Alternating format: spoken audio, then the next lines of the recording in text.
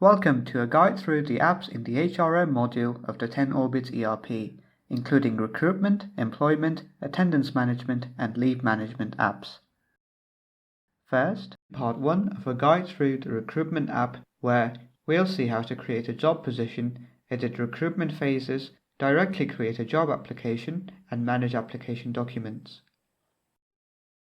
You can go to Apps and click on the Recruitment app icon to get started. The first thing we're going to look at is creating a job position. Once you're in the Recruitment app, you can navigate to the Job Positions page from here. Now you can click on Create and fill in the details.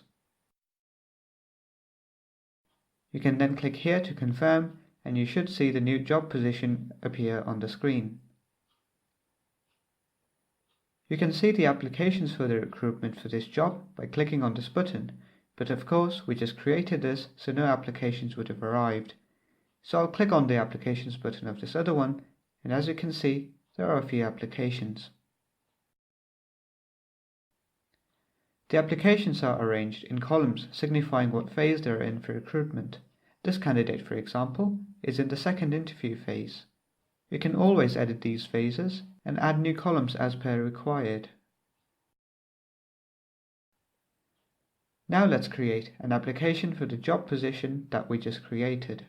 You can click on Applications and then the Create button. And now you can fill in the details. And then click on Create Employee. And going back to the Applications page, by default it is in the Initial Qualification column. You can change what column it is in by simply moving it to a different one. Going back to the application, on the right you can also see a button to set a meeting date and want to add documents. Clicking on this, you're taken to the Attachments page, and you can click here to create a new one and then fill in everything required, including uploading a file.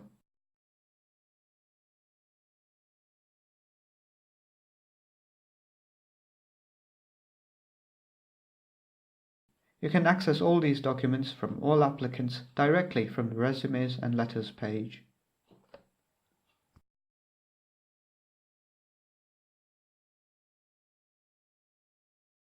Now, part 2 of a guide through the Recruitment app, where we're going to look at analysing recruitment reports, announce a job vacancy on the website, and recruitment or interview forms. You can go to Apps and click on the Recruitment app icon to begin. Clicking on the Reports tab, we reach the Recruitment Analysis page, and here you can see listed every job position and the number of employees in each of the recruitment phases. And of course, the total number of employees in each job position, regardless of the recruitment phase. In the Configuration tab, clicking on Job Positions, we get to this page, where again, all the job positions are listed, along with their departments. The departments are also listed in the Departments page in the Configuration tab.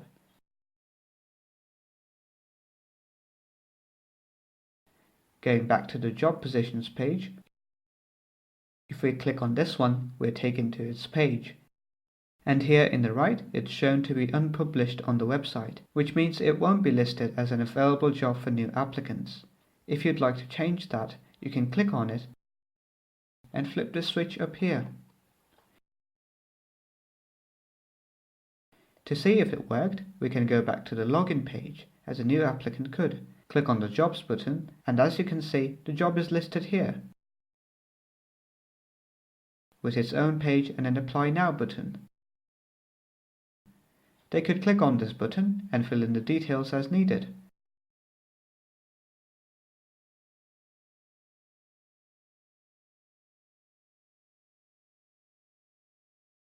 Upload any files required, and press the Submit button. If we go back to the Recruitment app and to the Job Positions page and check the applications list in the relevant job position, the application we just sent has arrived and is listed in the Initial Qualifications phase. Often, however, you might need a recruitment form the applications could fill in to apply for the job, so let's take a look at that. You can go to Apps and click on the Surveys icon. You should land on the Surveys page, and here you can see a draft of a recruitment form. Clicking on it, you can see a list of pages, each with some number of questions. Let's click on one of these pages. And the questions are listed here along with their types. To see what it looks like on the website or change it, you can click here on Design Survey.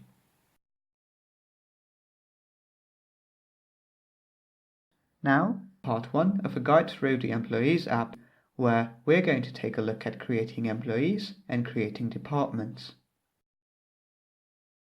To get started, you can go to Apps and click on the Employees icon. You should land on the Employees page, where you can see all employees are listed. To add an employee, you can simply go ahead and create one. You can add the contact information here and the department along with the job position and all the other required details. There's also a private information tab, which clearly separates all the information you can be sure won't be publicly visible. The third tab here is the HR settings, and it is quite straightforward what to fill in here, like a related user. Once you're done, you can click on Save and the page is created for the employee. Here you can have information like all the ones we filled in earlier, as well as ones like attendance, timesheets, contracts, and all the rest you can see here. Now that was how you can directly create an employee without having them go through the recruitment process, which comes useful in certain cases. But the usual way of adding employees is to recruit them, and for that we can head on to the Recruitment app. And in the Job Positions page, you can see all the job positions listed, each with an Applications button standing out. You can go ahead and click on any one.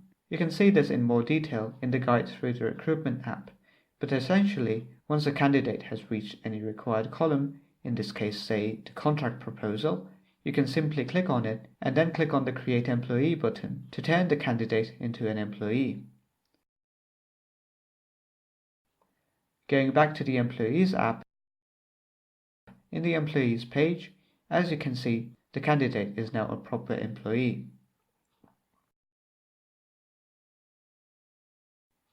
Let's head on to the Departments page, where you can reach by clicking here on the Departments tab. As you can see, all the departments have been listed out. If you'd like to create a new one, you can simply click on Create and fill in the required details, and then click on Save. Going back to the Departments page, you can see our new department listed out here, and if you click on the Employees button, you can see the list of employees. In this case, there are none because we just created this department, but you can simply click on Create and add a new employee directly. In the Departments page, you can also see information like the number or percentage of absentees, number of leave requests, and new applications.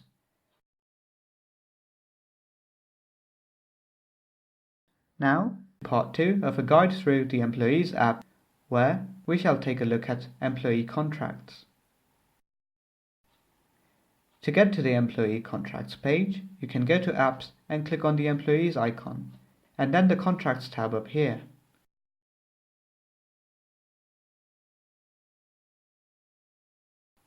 Once the page opens, you can see all the contracts listed here in columns. To create a contract, you can click here and then fill in the details. A reference can be anything as a label. You can pick the employee here, as well as the department and the job position. If it's not an employee the contract is for, that can be changed here. You can go ahead and fill in all the required details, including salary information down here and the contract terms here. Once you're done, you can click on Save. Going back to the Contracts page, you can see it's listed in the New column. You can move it to other columns by simply dragging it to them to list it accordingly.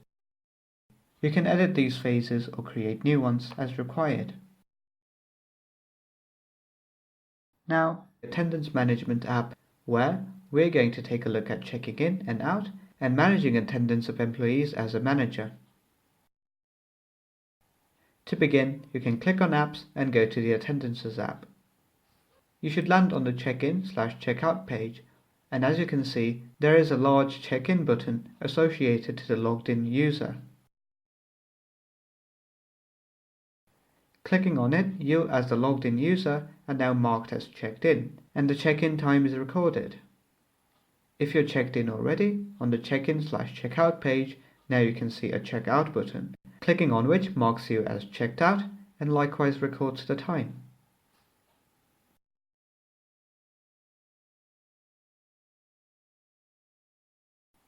Now let's look at the Attendances page, which you can access from the Manage Attendances tab here, and the check-in and check-out information that was just recorded is listed here. All the check-ins and check-outs for the day will be listed unless you change the search tag from up here in the search bar. You can also simply create an attendance information by clicking here and setting the employee and the times of check-in and check-out, which might be useful when, say, an employee forgets to do it themselves but the manager knows they're checked in. Going back to the Attendances page, you can see it listed here.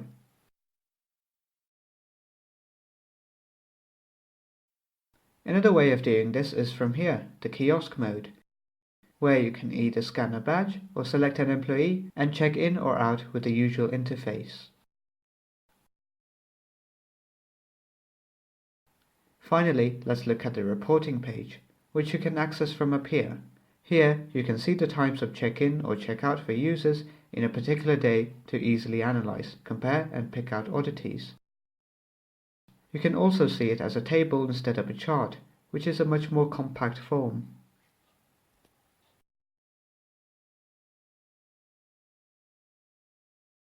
Now, the Leaves app, where we shall take a look at creating leave requests and verifying them, and the leave report. To start, you can go to Apps and click on the Leaves app. As a manager or someone with the required authority, you should reach the All Leaves page, where you can see a calendar with all the leaves marked along with the respective days along with the respective employees. You can filter these out by adding or removing tabs from the search bar, or by simply browsing with these buttons here.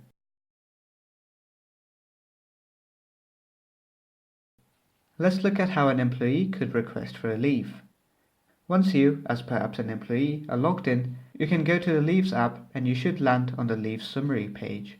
The dashboard won't be here unless you're a manager or someone with the required authority.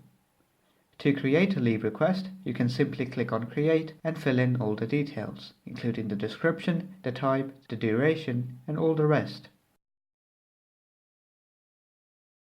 Again, the Approve or Refuse buttons won't be here unless you're a manager. Once you're done, you can click on Save.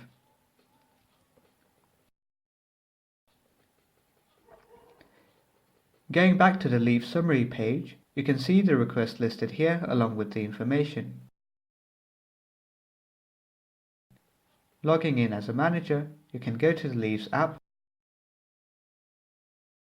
and head to the Leaves page in the Leaves to Approve tab. You can see the leave requests listed here along with the one we just created, and you can click on it to see the information and decide whether to approve or refuse it. You can also add a comment, perhaps saying why you approved or refused it. Now let's look at the Leave Details page, where you can reach from the Reporting tab. Here you can see all the leave requests listed along with their status. In the Reporting tab, you can also see the Leaves Analysis page, going to which you can see a graph showing how many days each employee has left as signified by these negative numbers, so you can easily analyze, compare and pick out oddities. You can also take a look at the information in form of a table, which is much more compact.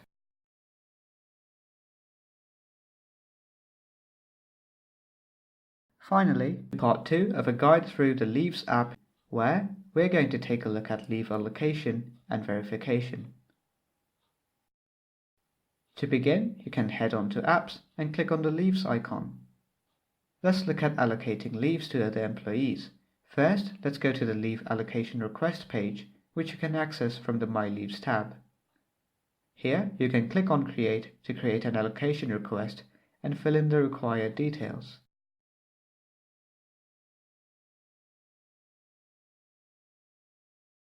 As a manager, you can approve or refuse your own request, but that won't be available for employees without the required authority. Once you're done filling in the information, you can click on Save. As a manager, you can access the list of leave allocations at the Leave Allocations page in the Leaves to Approve tab in order to decide to approve or refuse it.